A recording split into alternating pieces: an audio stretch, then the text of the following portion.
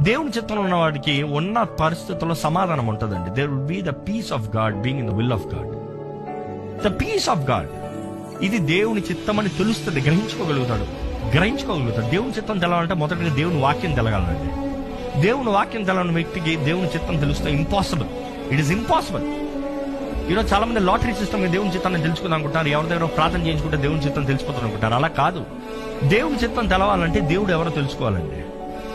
దేవుని తెలుసుకోవాలంటే ఏ మనుషుడికి దేవునికి పరిపూర్ణంగా తెలుసుకుంటాం కుదరదు, కానీ తాను ఎంత కనబరుచుకున్నాడో అంతవరకు మనం తెలుసుకోగలుగుతాం.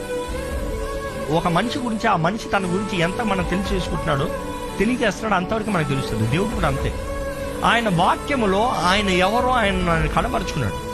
ఆయన స్వభావం ఏంటి, ఆయన సిద్ధాంతము, ఆయన తలంపు, ఆయన ఏంటి అనేది ఆయన వాక్యం చదివితే ఆయన ఏంటో అర్థమవుతుంది. అది తెలుసుకున్న మనము ఆయన చిత్తాన్ని ఎరుగుతాం చాలా సులభం. ఎందుకంటే కొన్ని విషయాలు మనం దేవుణ్ణి, దేవా ఇది నీ చిత్తమా అని అడగాల్సిన అవసరం కూడా లేదు.